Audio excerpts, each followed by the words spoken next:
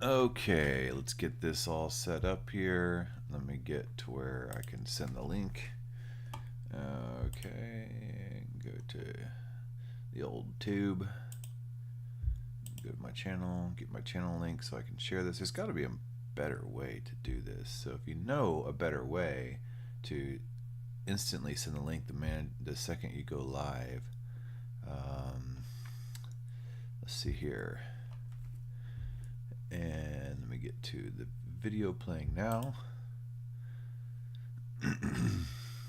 And manage videos.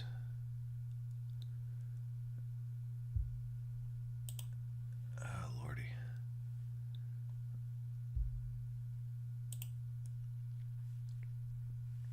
Okay, so let me find a way to share this link. Oh well, I will just share my YouTube link. Alright, I'll send this on X.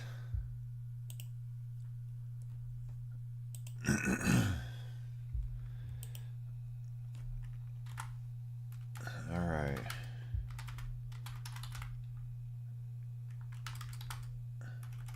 It's 5:20 a.m.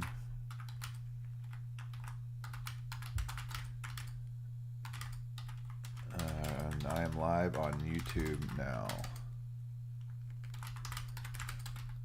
Come say hi or watch. Listen to the recording later. Oops, I spelled come correctly, not comb, say hi. Alright. Alright. Okay, so let's go ahead and hit the record button.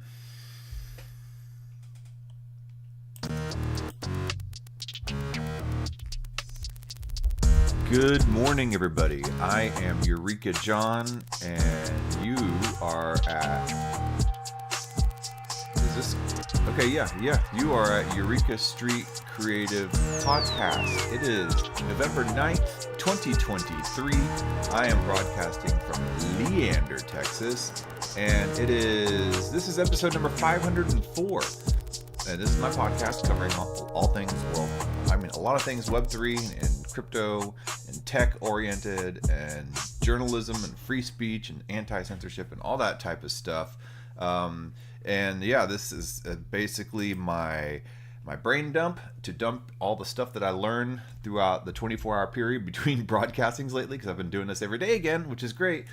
This is my message in a bottle to find other people who like to learn and talk about this stuff as well. And this is my sandbox to play with all types of software and Web3 type of stuff and audiovisual equipment and everything like that. Hold on, let me get this camera angled slightly. All right. Okay, there. I was just kind of cockeyed to the side. Anyway, so yeah, welcome. And I'm trying to do this every day again. This is episode number 504. It was so hard to get to episode number 500. I was struggling. I was in a slump. Couldn't really think of anything I really wanted to say. I was kind of burnt out. The market was down. Not like I look at price anymore anyway, but it was just like...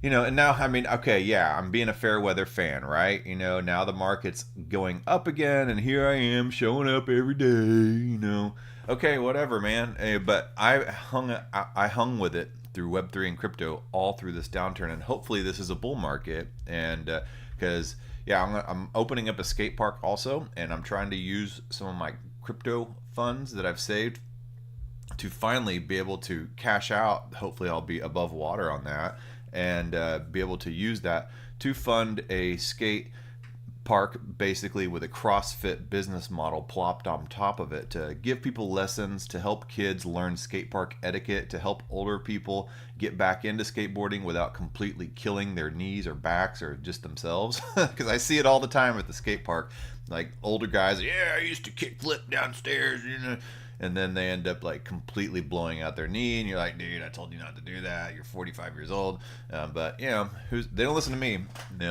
I'm 47 years old, and I still skate like every week basically. But I never really stopped. So I'm not like just jumping back on a board and suddenly thinking I can do everything I did when I was 15. But anyway, yeah. Well, I can't skate right now. I got this wristband that says I have I have a bubble in my eye right now. I had a detached retina middle of last week, so I had to go into surgery for it, emergency surgery. They attached my retina, and then yesterday I went back for a follow-up appointment, and he's like, oh, it looks good, it's healing good. Let me go ahead and just do my laser on your eye just to kind of just seal it up and make sure everything will just stay put. And I'm like, oh man, so I had to have another surgery on my eye yesterday. And this is not LASIK, this is like full-on retina laser surgery, so it hurt. But hopefully that's the last of it. I have to wear this bracelet on my hand for the next 5 weeks. I can't fly in a plane, I think, because my eye might explode or whatever, and I'll go blind because of the pressure of the gas inside there. So yeah, not fun. Take care of your eyes, it's important. Anyway, so that's not what this show's about. I'm already 3 minutes in, and I haven't even gotten to any crypto yet. So let's get to some stuff. Some of the things I like to focus on in this show are like tooling, like specific. Like, yes, I like to talk about the big macro stuff, and what's the government doing as far as regulating crypto. Yeah, I mean, sure, it's great, but there's a lot of shows that talk about that. I also like to talk and play with like specific little tooling in the crypto world because there's a lot of it, and in DAOs, which DAO, D-A-O, stands for Decentralized Autonomous Organization.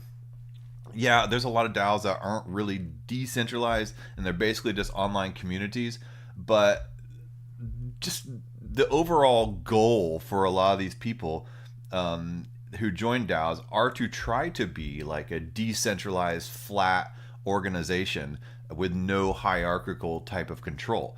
Yes, there are people there that kind of lead things and have more influence, or kind of soft influence, maybe not like actual ranks, formal titles and all that stuff. But mainly those are just the people that show up every day and are like really important contributors. But the goal is to try to be a decentralized organization with a decentralized treasury and all that type of stuff. And there's a lot of tooling to do that. Like there's snapshot voting tooling that allow people to vote on the blockchain, so nothing can be altered, nothing can be taken back. You get it. I mean, if we could put our voting in the United States for our actual politicians on the blockchain, there would be no question as to whether or not somebody's legitimately in office or not. Like, we would know. And it's just like, I don't know why we haven't implemented that. It's like somebody doesn't want us to actually know what the results are. or somebody has a large contract with a voting machine company, a certain voting machine company, and they don't want to give up that type of money or control either. I don't know, but that's just me. What do I know? I'm just a layperson here. So anyways, let's go over here to this tool called JokerAce. I thought it was kind of interesting. So that was Snapshot. There's another one called Coordinate, which allows you to like on chain be able to pay people partly based on their role and partly based on meritocracy, and you get to pay your peers, through allocation of certain funds from the treasury. And that's another tool. There's just all types of different tools that allow DAOs to operate like on-chain programmatically using a protocol without like, interference or, some kind of, it's a way to decentralize a hierarchy, basically, so not just one person or board is calling all the shots. So here's another tool called JokerAce. I thought it was kind of interesting. This DAO tool allows you to create contests for communities to make, execute, and reward decisions. And I first learned about this. David Phelps, I talked about him 2 episodes back. I quoted one of his tweets. He came on the Crypto Sapiens show for an amazing interview. Let's see here. If you haven't been to Crypto Sapiens, you should go check it out. It started off as a podcast. Now it's turning into like a whole, different type of newsletter outlet with podcasts. And we're also, I'm one of the main AV producers on there. I'm considered a founder now, I guess, which is awesome. Yeah, lot of crypto news on here, just on different technologies and people in crypto. We've had the Don't Say NFT podcast series going on there. We have the podcast here.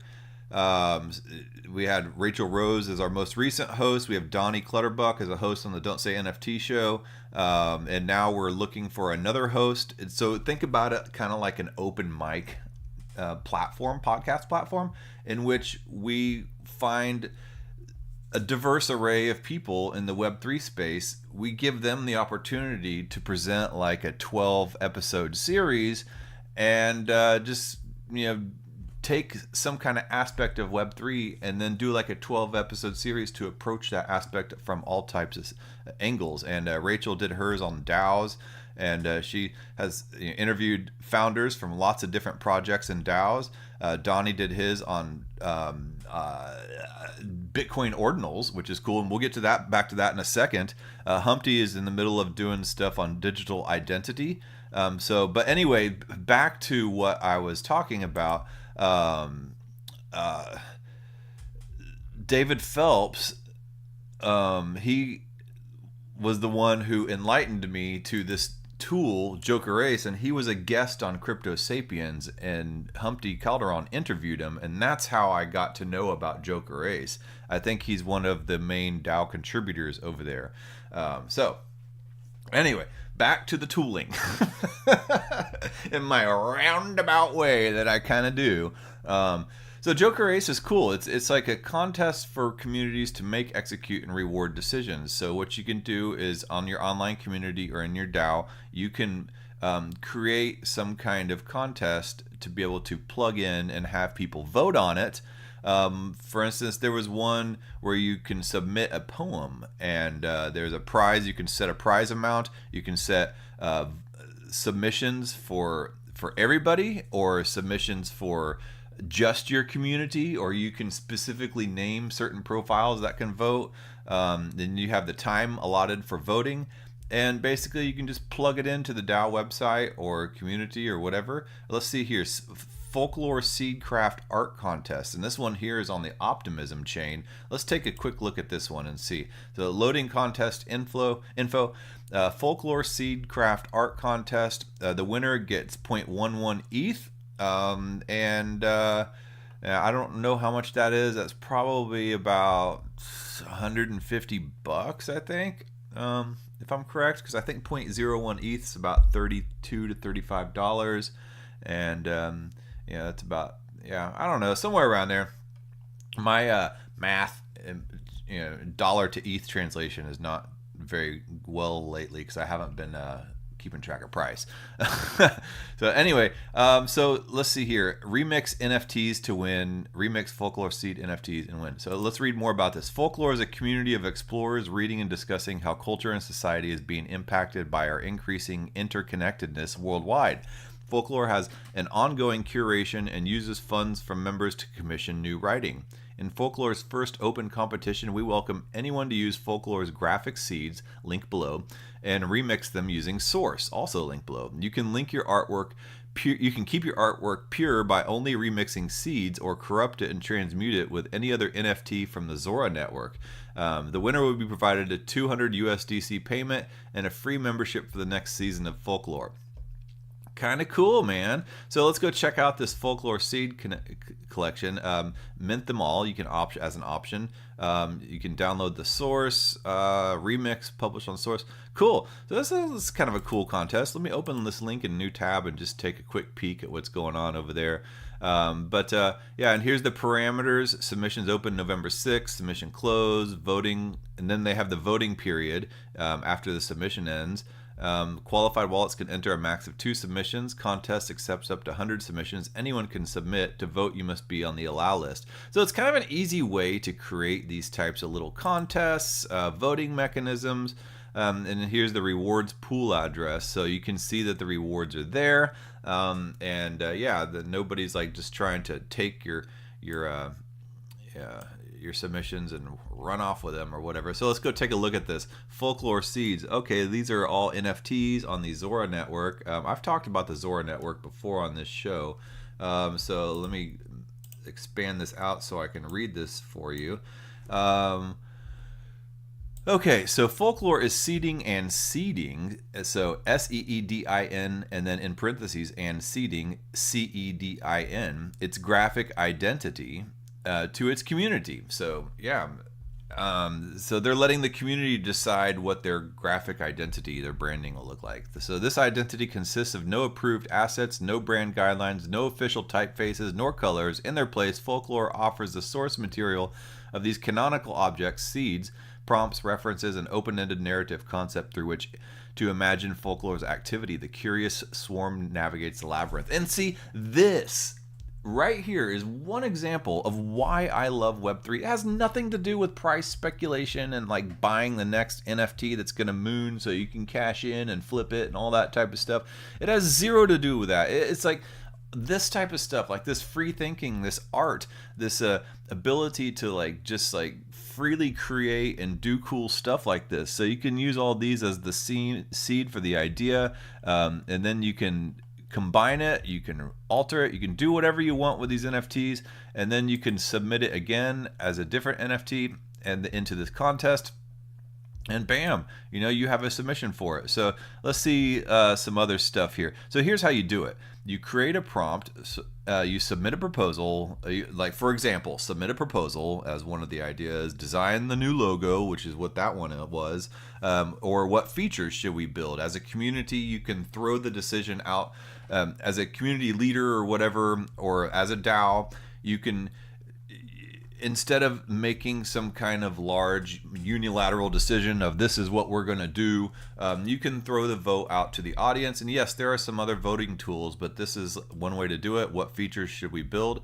2, you can pick then you pick who can submit. Let anyone submit responses or set requirements for who gets to respond.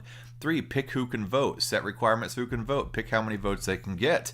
And then optional 4, reward the winners. Set a rewards pool to winners, decide what % each rank gets, and invite others to fund the pool too. So you could pool together everybody's resources to make the prize bag bigger. There is actually a website that's been around for a long time in the Web3 space called Pool Together, and it's kind of a decentralized Web3 lottery where you can pool together, everybody gets to put in funds like a lottery, and then weekly they pick a winner of all that pooled together funds. And that pooled together funds are all on decentralized finance protocols in which it earns interest and staking rewards and all that type of stuff. So the pool bag is continuously growing. But anyway, that's something else. I'll do a whole other episode on that. The other one's been around forever. Pooltogether.io, I think is what it's called. But this is JokerAce. So anyway. So yeah, here it is: grants, hackathons, awards, bounties, remix contests. So anyone submits for grants, jury votes on favorites, proposals, budgets, draft amendments. A core team or creator submits proposals, drafts of work. The community votes on which one gets implemented. So it's just basically a really fun, safe community voting mechanism for things like DAOs. Anyway, so yeah, there's that. Let's move on to a different subject. So yeah, go check it out, JokerAce.xyz, JokerAce.xyz. All right, and then let me go over here to my Twitter bookmarks. Yesterday I did, I went, Humpty Calderon is the founder of Crypto Sapiens, and he plays around with all types of Web3 tooling. Another one that I found yesterday through Humpty, because he did a space on it, was Aburra.xyz. Okay, so let me go to the main homepage here, Aburra.xyz, and that's on the Farcaster ecosystem. And yesterday I talked about the Farcaster ecosystem, but basically it's like a Web3 decentralized Twitter X Spaces. So if you like Twitter Spaces without, but you don't like Twitter or X or whatever, because it's all Web 2 and centralized, in the Farcaster ecosystem, you could use Aburra, which is a Web 3 version of that. And you can take your Farcaster ID, your decentralized ID basically, and go and plug it into Aburra and create a Twitter, see, I keep wanting to call it Twitter space, and create an Aburra space. And Humpty ran this Aburra space yesterday. And he called it Finding His Why. And throughout his Web3, and myself as well, I've been finding my why since I'd flipped on the switch in the Web3 and crypto world. And yeah, I found that it has nothing really to do with like speculation. And yeah, of course, everybody wants to make money doing what they love, and they would love to, to have some kind of investment pan out. But like I said just a second ago, like all this is about like creativity and art and human connection and stuff like that. So Humpty says, if you missed my chat about finding my why earlier today, you can catch the replay on YouTube. So he did upload it to YouTube. TLDR, I was feeling unenthusiastic and unmotivated in the work I was doing. And then the next point, set out to discover my why to better align my work with my purpose. He looked as far back as kindergarten to explore moments that were formative to him. And then next bullet point, compared professional achievements to understand what I perceive as success. And then next bullet point, gained a clear understanding of my core beliefs, values in parentheses, which helped me discover my why, in parentheses, purpose. Was this helpful for you to discover your why?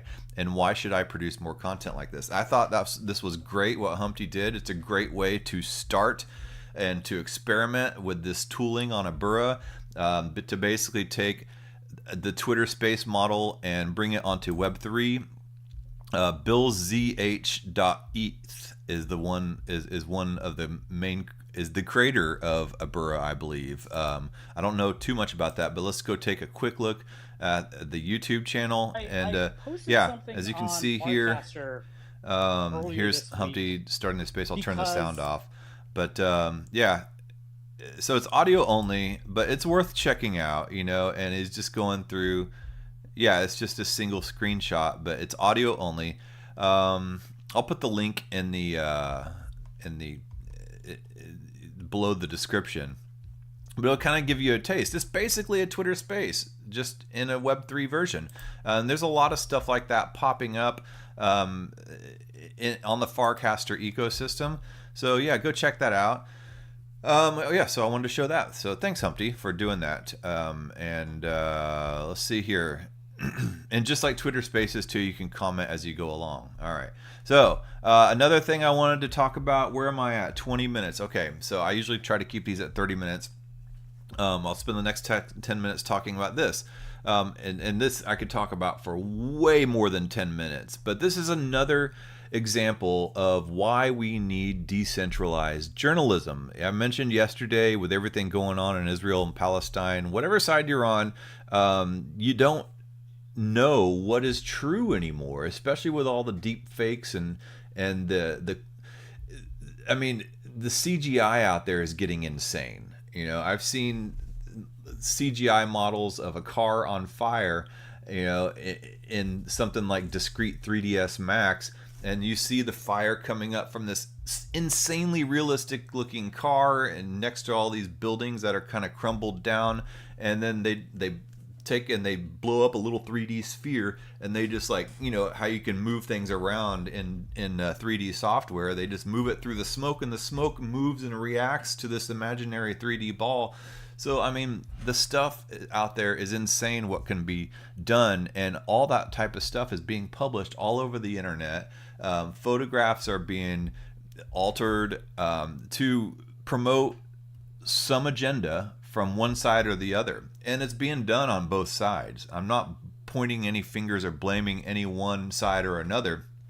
Both sides are doing this type of stuff to try to wag the dog with its tail, to try to point the narrative. So what journalists need more than anything is a blockchain that cannot be altered to be able to upload their testimonies, their photographs, their videos, their writings and documents, anything like that, to have an unalterable source that can be pointed to. And that's part of what we do in the Journo DAO. So if you go to Journo, JournoDAO.xyz, I'm one of the founders there.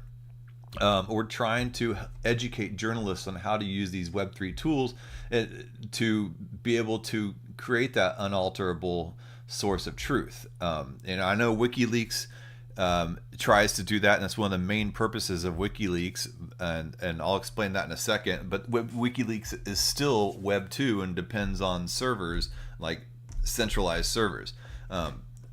So yeah, So where was I going with this? Anyway, so here's a post here by Namcios. I have no idea who that is, but says an anonymous activist group is inscribing WikiLeaks Afghan war logs into the Bitcoin blockchain to protest Julian Assange's imprisonment. And if you don't know who Julian Assange is, I don't take anything for granted because online there's a bunch of very smart people and oh, you don't know who Julian Assange. There are a lot of people who don't know who Julian Assange is, or don't know what WikiLeaks is. A lot of these people in the Web3 space or in the crypto space or in the Twitter world even take for granted that there are just a lot of people that are just not paying attention. And Julian Assange created WikiLeaks, which is a news platform. Let's go over here to basically publish documents that are leaked or that are unaltered and that the mainstream media won't publish or can't publish or anything like that. And here's one about the Afghan war diary. Hold on, let me go back to here and I'll let WikiLeaks explain what they're about here real quick. So what is WikiLeaks? WikiLeaks is a multinational media organization and associated library. It was founded by its publisher Julian Assange in 2006. WikiLeaks specializes in the analysis and publication of large data sets of censored or otherwise restricted official materials involving war, spying, and corruption. It has so far published more than 10 million documents and associated analyses. So this has nothing to do with like conspiracy theories or anything like that. This is like people just like publishing raw documents out there saying, take a look for yourself at stuff that's going on. So here's an example of that, the Afghan War Diaries. WikiLeaks has released a document set called the Afghan War Diary, an extraordinary compendium of over 91,000 reports covering the war in Afghanistan from 2004 to 2010. The reports, while written by soldiers and intelligence officers and mainly describing lethal military actions involving the United States military, also include intelligence information, reports of meetings with political figures, and related details. The document collection is available on a dedicated web page, right? So, back to this tweet. An anonymous activist group is inscribing WikiLeaks Afghan war logs into the Bitcoin blockchain to protest Julian Assange's imprisonment. And an unknown Project Spartacus has formed in an attempt to immortalize on Bitcoin the thousands of Afghan war logs published by Julian Assange. So it cannot be taken down. All that stuff that certain entities do not want you to see is now becoming immortalized on the Bitcoin blockchain. Nobody can take it down, no matter who it is. You cannot alter the Bitcoin blockchain. It is the most secure and the most decentralized blockchain out there. I mean, some people argue, yeah, there's Monero and Pirate Chain and all that stuff, but those are anonymous. But you can't, once something is inscribed on the Bitcoin blockchain, you can't go back and reverse that blockchain. And I'm not going to get into the exact mechanisms of it, but just, you can't.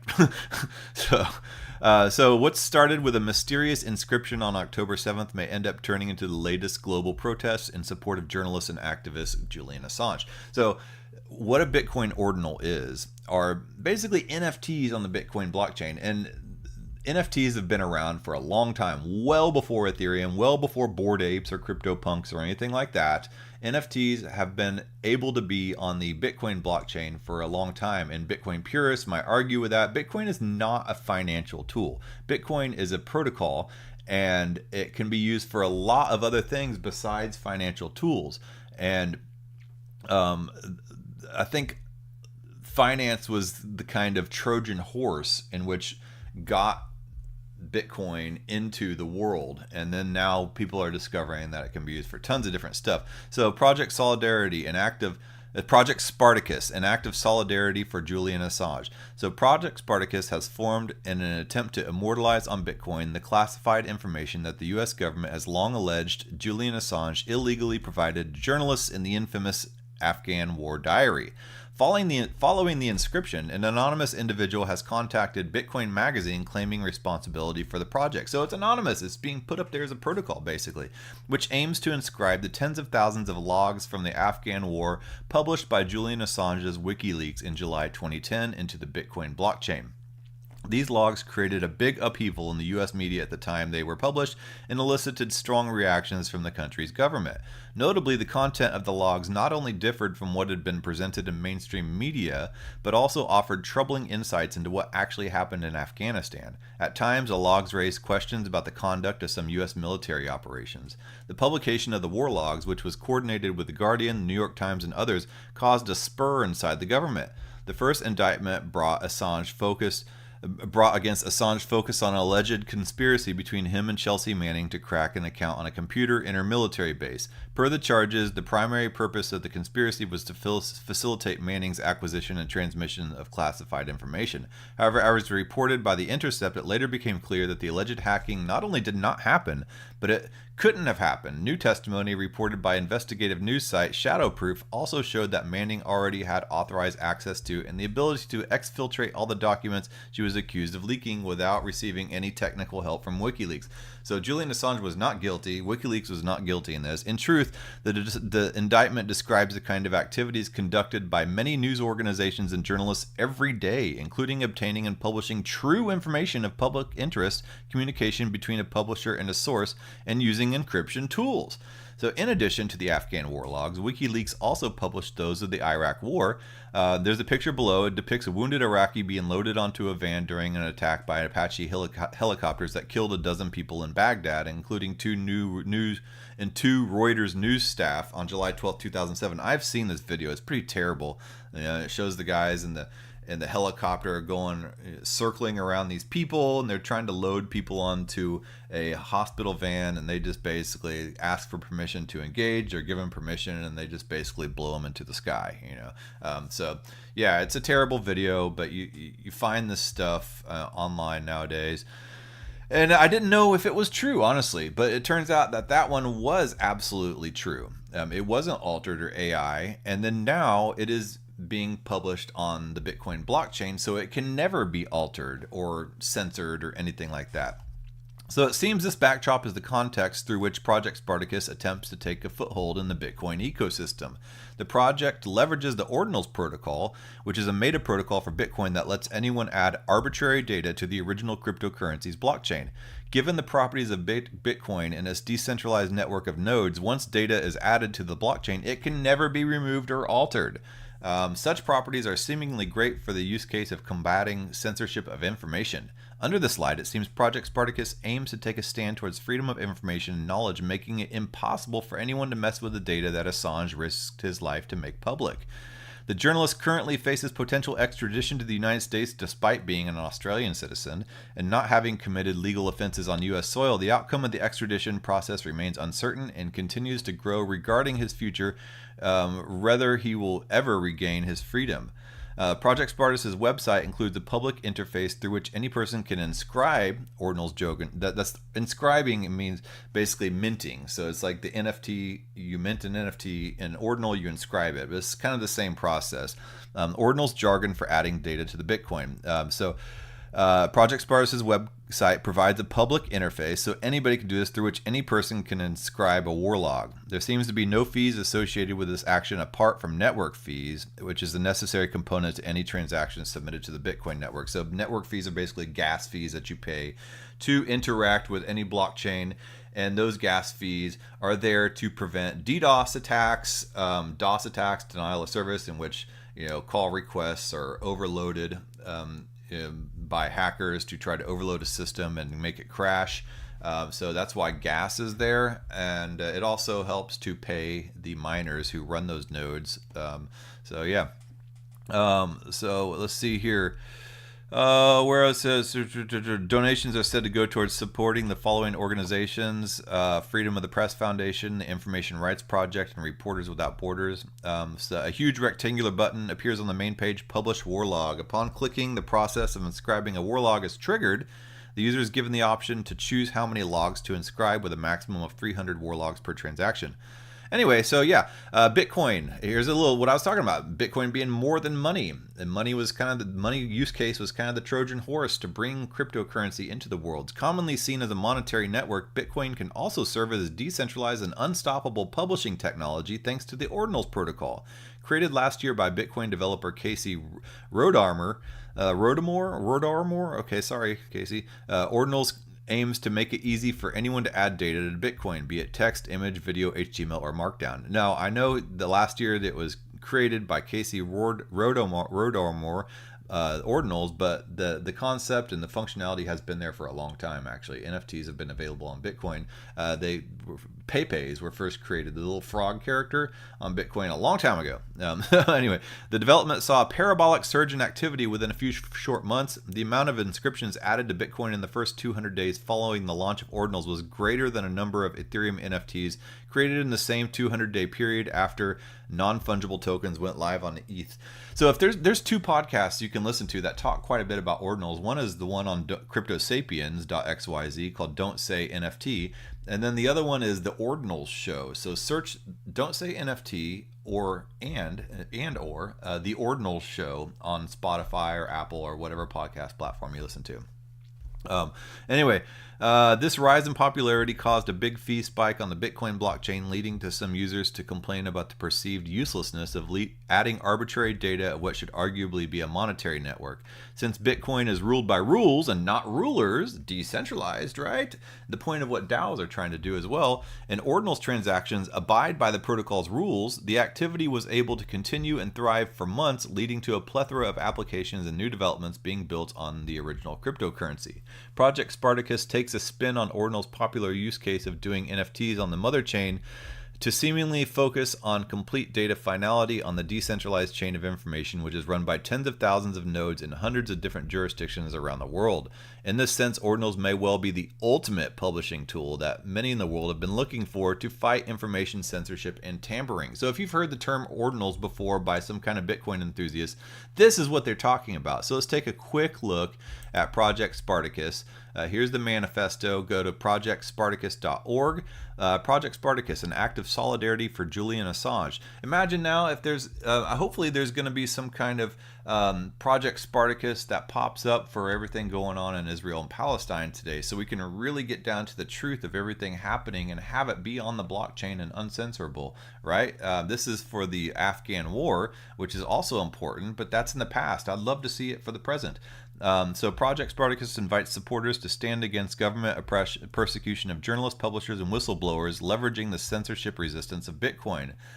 Here's the introduction. Julian Assange, founder of WikiLeaks, has been enduring ongoing arbitrary detention and incarceration due to protracted legal proceedings at the hands of powerful governments. Julian is in his fifth year of unconvicted imprisonment at the notorious Belmarsh maximum security prison in London, fighting for his extradition to the United States. The charges against Julian date back over a decade to when WikiLeaks, in collaboration with The Guardian, New York Times, Der Spiegel, and many others, published the Afghanistan and Iraq war logs. The indictment describes the kinds of activities conducted by news organizations and journalists every day, including obtaining and publishing true information of public interest, communication between a publisher and a source, and using encryption tools, and includes the publishing of over 76,000 logs from the Afghan War Diary of 2004 to 2010. Through coordinated action, this project aims to uphold the preservation of these significant logs, ensuring continuous access in an authentic, immutable, and uncensorable state.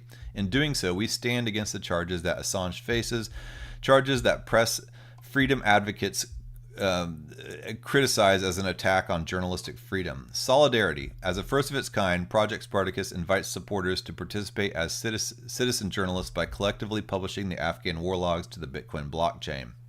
So yeah, there's also something going on with Tornado Cash too. Roman, one of the founders of it, has been arrested and is also in jail for creating a protocol to do token swaps.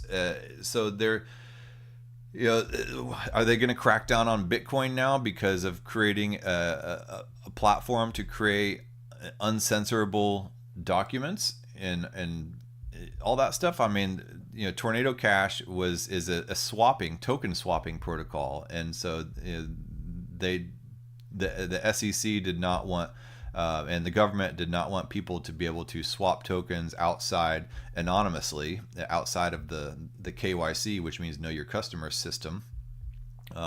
And the coder, the developer who wrote that code, got arrested. Well, it just so happens that the coder of Bitcoin is Satoshi Nakamoto, and nobody knows who that is, and is anonymous, so there's nobody to point the finger to, but the protocol is up there and out there. Anyway, I started to digress. Let's go back to the home page of Project Spartacus here. Stand with Julian Assange, publishing the Afghan war logs to the Bitcoin blockchain. Go check it out. I've been going now for 37 minutes. It took a little more than 10 minutes to cover all that, 17 minutes actually. Yeah, so let me go over here and check my stream, see if anybody may have commented or jumped on. No, nobody did. It's too early in the morning, and I haven't been doing this consistent enough. And it's unlisted. I haven't made it public. Geez. All right, I'll have to fix that. But anyway, yeah, when I was doing this consistently every single day, some people would jump on and chat and all that stuff. But yeah, not really at this point. But I'll try to fix that by trying to be consistent again. I hope you guys all have a good day. I'm here to just basically help promote the truth, and help promote not just financial applications, but sovereignty, personal autonomy, and all that stuff that we're losing little by little every single day as this digital space is being lowered upon us. And it's a centralized digital space that wants to control and surveil our every movement. And how can we participate in this world yet still have our individual sovereignty and personal freedoms and rights? It's by educating yourself on how to use the tools to do so. And that's basically what I'm trying to do. All right, man. Well, I will talk to you all tomorrow. I'm driving to Houston, so I'll probably be streaming live from my hotel room. And I'll be there doing podcasts and recording people and covering with photographs and video this skateboard contest called Banger in the Hangar. All right, well, I will talk to you all later.